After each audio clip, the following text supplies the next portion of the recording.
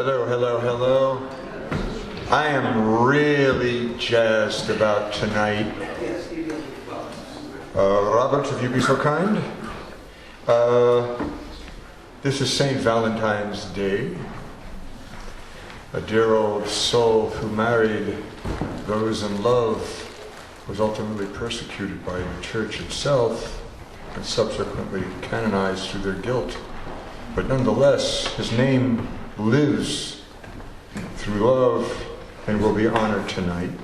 And tonight also is Black History Month.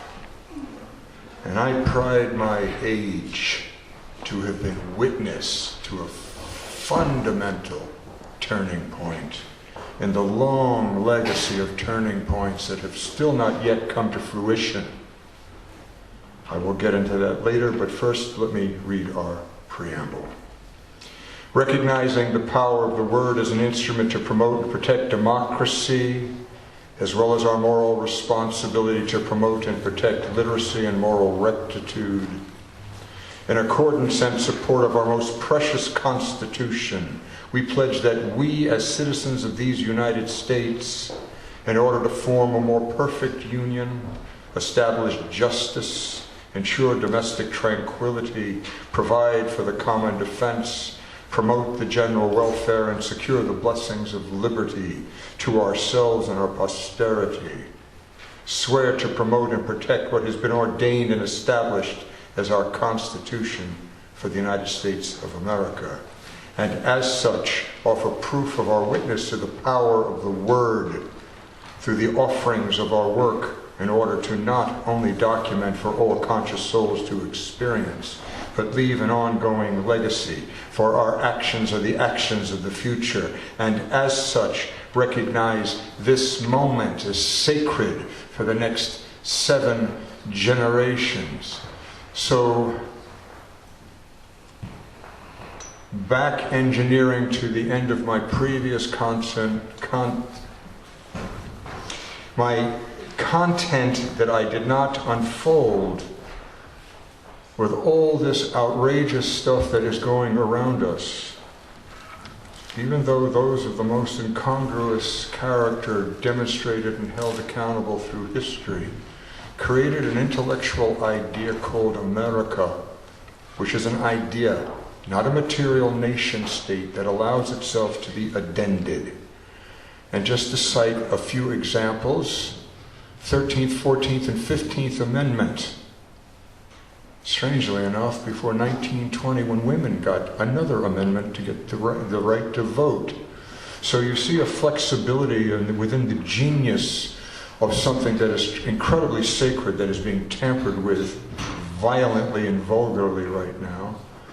And for those of you who've may forgotten, let me just cite the eloquence of Thomas Jefferson, another incongruous soul, who did say in the Declaration, when in the series of events the usurpations envisions the same object, it is the right and the duty of the people to abolish the government and replace it with one that will. Okay? Now, back before we unfold this amazing evening, remembering Valentine, I wrote this for my wife, Yitka. Have I not always come to thee as if the morning sun, with sails so full, from winds so stiff, so wrongs can be undone? A howling gale can blow against the soul till eyes can't see, but just as well it pushes at my back, and you to me. How fresh this breeze does blow with all its promise yet to come. How sweet its breath, the rich bouquet of scented lands it's from. And what of all the stars when swept across the endless skies? And what of all the timeless souls so deep within your eyes? I cannot imagine life without you by my side. I cannot imagine breaking bonds because of pride. What I can imagine is 2 worlds becoming one, and spend our lives entwined until our time is finally done. But is it ever over in this web of silken ties, as we count upon the stars and cast our wishes towards the skies? For I too am a dreamer, sailing through this endless sea, solar tossed on heaven's wings, which then brought you to me. Too often I have viewed the world where I was alone, an angry, self-afflicted hurt that I had to atone. I learned that all my world was only what I chose to be, the more that I was aware, to be aware that I was free. So now the seasoned sailor who has sailed celestial skies has found his lifetime journey has always been within your eyes. And as this dawn awakens with its light so warm and true, feel the winds against your back, for they brought me close to you. That's from Dog is my co-pilot. Thank you. Tonight, we're going to be honoring genius. I will get into bios of these two men. I want to read two short pieces before I bring up our first reader. James Mercer Langston Hughes, staggering. This is called Negro Dancers. Me and my ma's baby got two more ways to do the Charleston. Da, da, da, da, da. Two more ways to do the Charleston. Soft light on the tables, music gay, brown skin steppers in a cabaret. White folks laugh, white folks pray. Me and my mama's got two more ways to do the Charleston. My people, the night is beautiful, so the faces of my people. The stars are beautiful, so the eyes of my people. Beautiful also the sun. Beautiful also are the souls of my people. Evil. Looks like what drives me crazy don't have no effect on you, but I'm gonna keep on at it till it drives you crazy too. Kids who die. This is for the kids who die black and white. For kids will die, certainly. The old and rich will live on a while, as always, eating blood and gold, letting kids die. Kids will die in the swamps of Mississippi, organizing sharecroppers. Kids will die in the streets of Chicago, organizing workers. Kids will die in the orange groves of California, telling others to get together. Whites and Filipinos, Negroes and Mexicans, all kinds of kids will die. Who don't believe in lies and bribes and contentment and a lousy peace?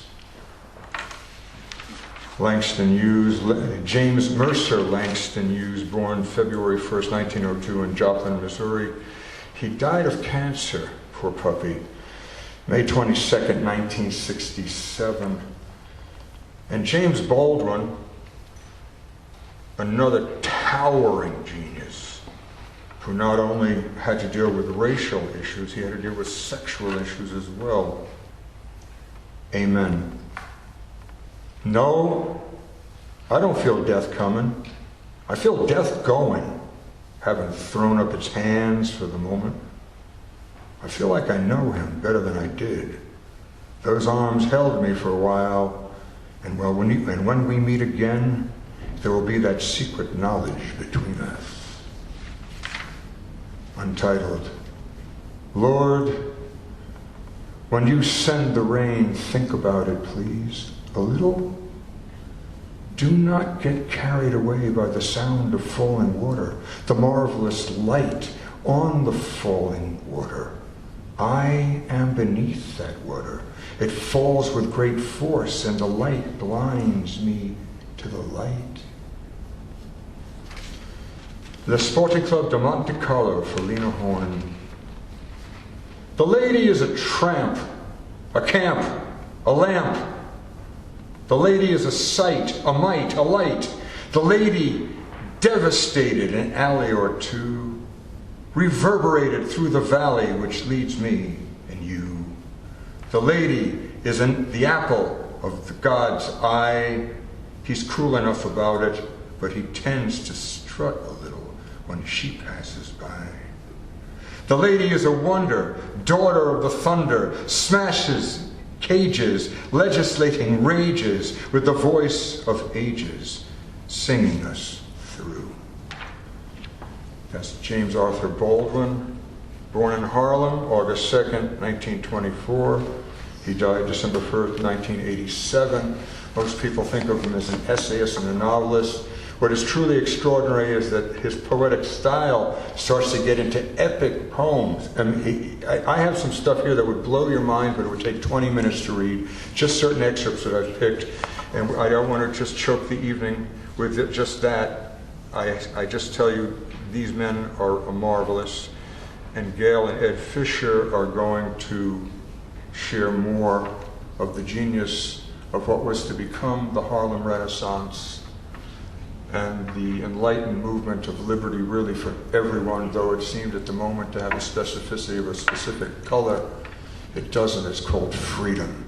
And it's an ephemeral right that dear old Thomas, as incongruous as he was as a human, recognized as an ephemeral right and had the genius to turn it into law with precedent of over 200 years. So the racism that is out there, the misogynism that is out there, the xenophobia that is out there, guess what, gang? It just didn't happen. It's always been there. It now has free carte blanche to out itself with pride. My opinion, I like to know my enemies when they present themselves. So let's eradicate hatred, embrace love and education, and intelligence, and grace, and synergy, and leave this moment in history behind us.